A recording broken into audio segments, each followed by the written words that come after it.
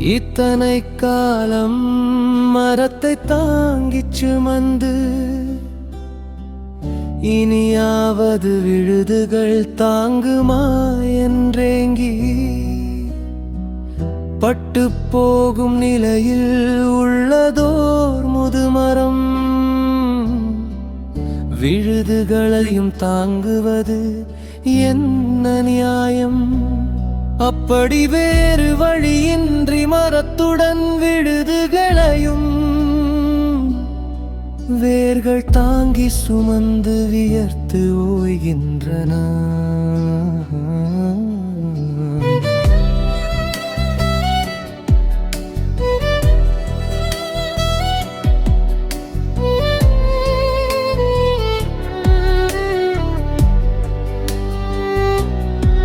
இதுபோல் எத்தனையோ மனித மரங்கள் நாட்டில் இன்னும் குடும்பத்தை தூக்கி தாங்கி சுமந்தும்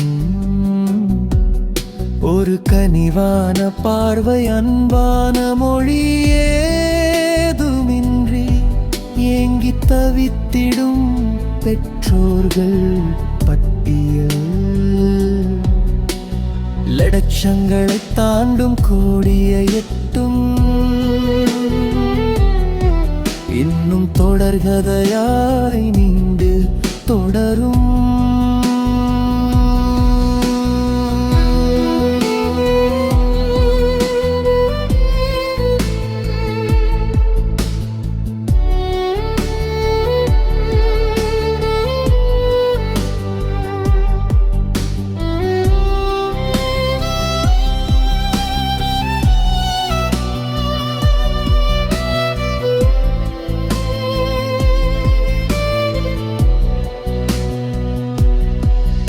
ஒரு நாள் உறவினர் ஒருவரை வழியில் சந்தித்தே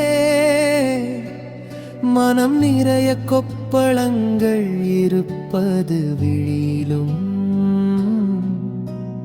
மொழியிலும் முகத்திலும் தெளிவாக தெரிந்தது. சோகம் என்ன சுகந்தானே என்றேன் இருக்கிறேன் என்றார். அந்த வார்த்தைக்கு உள்ளே 1000 பொருளுண்டு. உங்கள் மனைவி சுகந்தானே என்றேன் கேயாய். அவள் வெளிநாடு போயிருக்கிறாள் மகனிடம் வீட்டு வேலைகளை செய்வதற்கு என்றார்.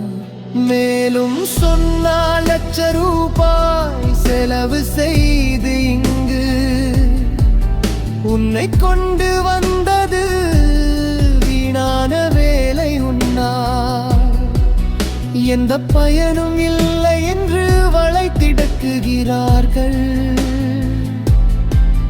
சாப்பாடு இல்லாமல் வந்தேன் என்று அழுகிறாள் என்றார்.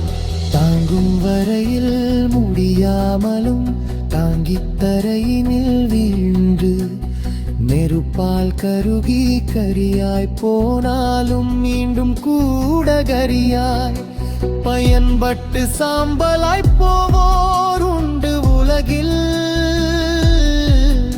இவர்கள் கருப்பு வைரங்கள் பிறர்